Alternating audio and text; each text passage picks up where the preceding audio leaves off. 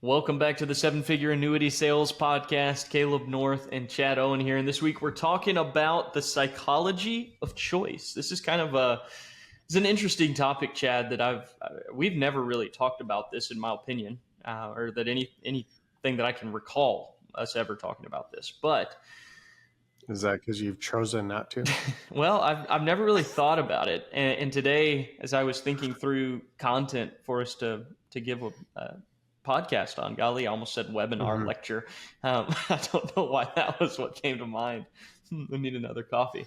But this was a topic that just kept coming up, and it's this idea that so often agents will take an array of product choices to their clients and let their client choose. Mm-hmm.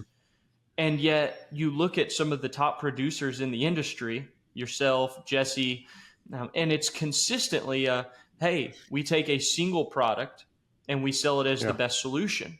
Now, what's interesting is that this concept of you have this option, this is what I'm presenting to you as the best option, is actually counterintuitive to some like child raising psychology. So this is why I wanted to talk through it, because it's really interesting. There are voluminous studies about giving children choices and the impact that has on voluminous. Lots of volume. Did you just use the word voluminous? It's a real word. Wow. You can look it up. They don't say it much on Hawaii, but works. You know what, bro? No make fun. I'm gonna beat you down, boy. No, I'm gonna beat you down, bro. I'm telling you, man. You don't want me to go. But there are, and it talks about the psychology, what goes on in a kid's mind when they're given choices. So, for example, if I were raising Chad, for example, okay, and I said, "Hey, Chad, okay, you could never handle that." You say, "Hey, you want a snack? Okay, you can have an apple or an orange. Which one do you want?"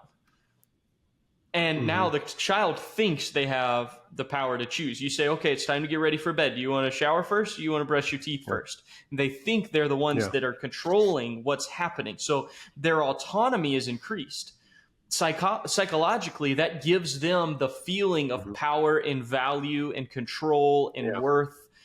What's really interesting is that when you do that in a sales environment, you might create the same mentality in your clients, but you've got to consider the downside of doing it. And the downside of doing it is a reduction in their confidence in your expertise, because you're just serving up an option to you. And they also perceive less value in you if you're presenting multiple options, because the thought process is, well, I could have gotten this from anybody.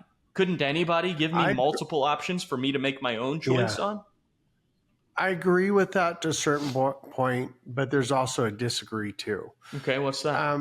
When you're talking A or B option, I totally agree with that, because you literally sit there. In most agents, it's not. It's ABC. They usually come up with 3 different products, 3 different choices, and then the client picks, which I destroy that. I have never lost a deal ever to someone who had 3 other options from an agent. I said, literally, that's lazy. It's irresponsible. They're trying to make you decide so they don't have to commit, because they don't feel confident enough in their decision. And that's exactly how I say it. But choices are made during the fact finding. You're literally having them, you're having them choose what they want during the fact finder, and then you pick the number one product, and they made the choice based off of the answers they gave you on the fact finder. Obviously, I clearly hit exactly what you were trying to go towards. Now, Caleb and I do not rehearse these ahead of time, because I can only make fun of them so much, and that we just can't rehearse. But that's what I hit, wasn't it? So I literally have a note here. I'll read it verbatim on my screen. How do you have all of the benefits of choice without the downsides? Fact find. You fact find. Because in the fact finder, it's exactly what you're saying. You are asking them the questions. They are giving you the parameters of what they're looking for, what their needs are. And now you are essentially operating as the filtering mechanism to shake out of the end of the whole thing. Chad spits out the thing that best suits those needs and desires. And so they have chosen it, But simultaneously with them choosing it through their answers on the fact finder, they now have the confidence that a professional is also recommending this as the best option Yes, to them. And I so would agree. they And have it's the still autonomy of it's choice, still but they their also have the decision though, right? confidence in the professional. I'm sorry? But it's still their choice, right? 100%. Because they're the ones that are still deciding what they want, but they did it based off the questions I asked. So if they say, or if I ask them a question, do you want to plan for living or you want to plan for dying? Oh, plan for dying right away. Well, then the income, as long as I'm going through the fact finder, I don't find some income gaps, then they made the decision of what they want. I just picked the best product. Exactly. So, I mean, that's if I want a car that goes from 0 to 60 in 2 seconds, there's a handful of cars that can do that. So you're going to be very limited on which car you can pick. Mm-hmm. But do you want leather interior? What color do you want?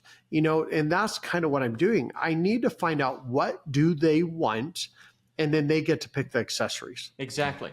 And So, I'll tell them what car you need to be able to fulfill that. I mean, I just went up camping and I have a tent that goes in the back of my truck. And I was able to get back in places that others wouldn't because it's a lifted truck. It's up higher. I could not take a Corvette up there. mm-hmm. I'm not able to put a tent on the top of that. I'm not able to get that back in those places where it's remote. So that's what I do. They tell me what they want. I tell them the vehicle they need, and then they can accessorize if they want. Yeah. I had a conversation today with an agent who is an agent at a huge IMO, okay? Mm-hmm. One of the biggest IMOs in the industry.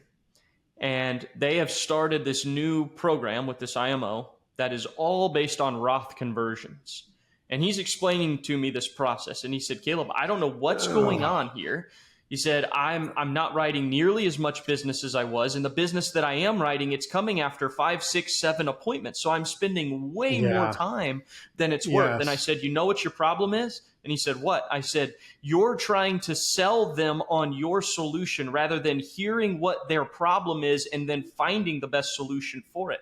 I said, imagine this. If I'm in the market for a car, I'm trying to find a new car, and I get called by the dealership and they're trying to tell me why their dealership is the best and why this brand is the best brand, and they don't take the time to ask me what I'm looking for and then tailor their answer and their product to what I'm trying to find.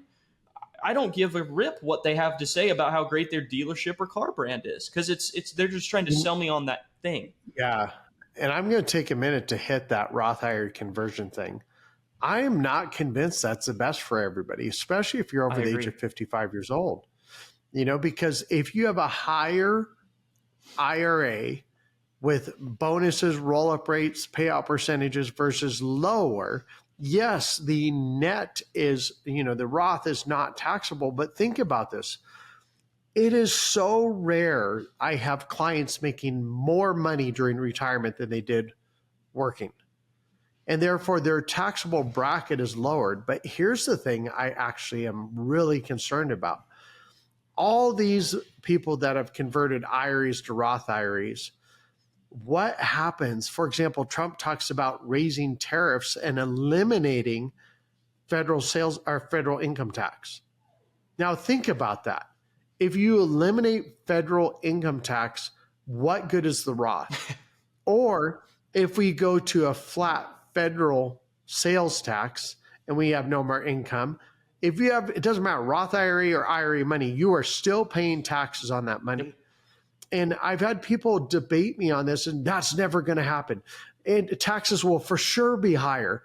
Well, then remember what happened during the Carter and the Reagan years when we had tax brackets go way higher than what they are right now. Mm-hmm. So if that's the case, tell me the logic behind that. Now, I'm obviously not saying it doesn't work for any situation, but to have an entire lead source / marketing system for IRA to Roth IRA, it's kind of like infinite banking, bank on yourself, right? Most of those agents will tell you everybody will benefit from this. But how many IULs are we seeing now that are 5, 10, 15 years old that are truly working the infinite banking way they were designed? Not very many. I have not ran into one. And I see more clients than most people I know. I've not ran into one of those yet that has done what they said they were going to do. But those agents will say everybody needs to be infinite banking, bank on yourself. And so I think the Roth, that's a slippery slope, man. It is. I don't. Well, yeah. I agree 100%. And the challenge that I have with it as well is if you do a lump sum Roth conversion rather than a systematic Roth conversion, you're almost certainly going to pay multiple percentage points in taxes greater than you would if you were to do a systematic conversion.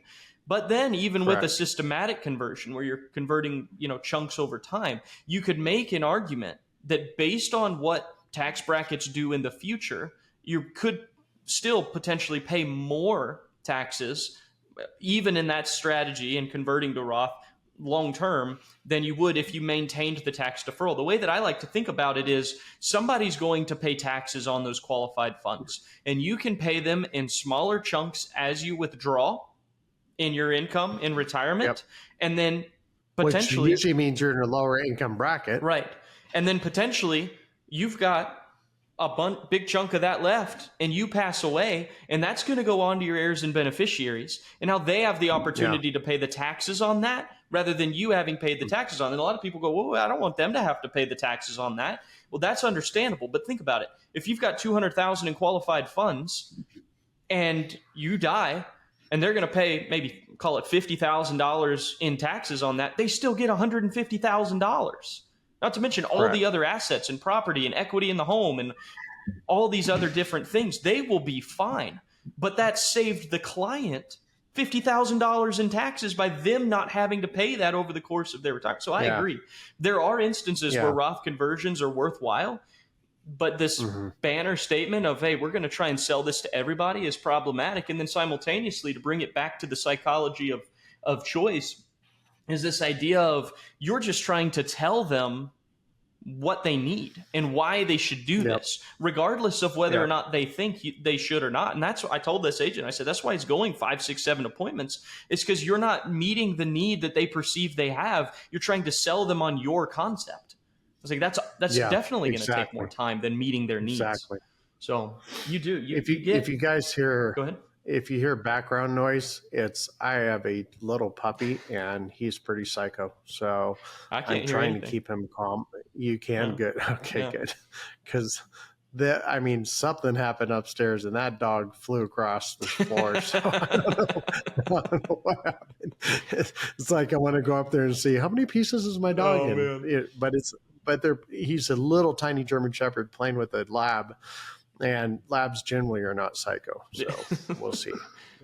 There's some that are, but yeah, if you can't hear it, then they probably can't. I don't want people to think my house is falling apart as I'm in it. So my new house I'm actually building is I have basically the main house, and I have the garage, and then I have a big office that I'll be in, and it will be complete separation. So that's pretty exciting. Yeah, but. Yeah, I think the psychology of sales is so important. I talk about it all the time. A lot of the psychology of sales, and this is so important to understand, it is not about manipulation. It is not about trying to get into their psyche and get them to do something they don't want to do. The psychology to me is helping them understand why what they're doing is important. And even at the point where they may not, well, I don't need income. Okay, so tell me what happens if your spouse passes away and the lower of the two Social Securities goes away. Well, I didn't know that. Well, then there could be an income issue.